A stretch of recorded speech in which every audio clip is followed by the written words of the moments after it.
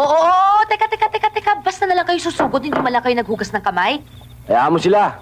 Para hindi kagad kapitan ng sakit. Para masalin sa mikrobyo. Sige, kain. Walang kakain ng hindi naghugas ng kamay.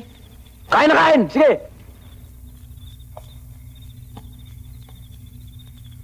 Nangiinis ka ba? Oo, bakit?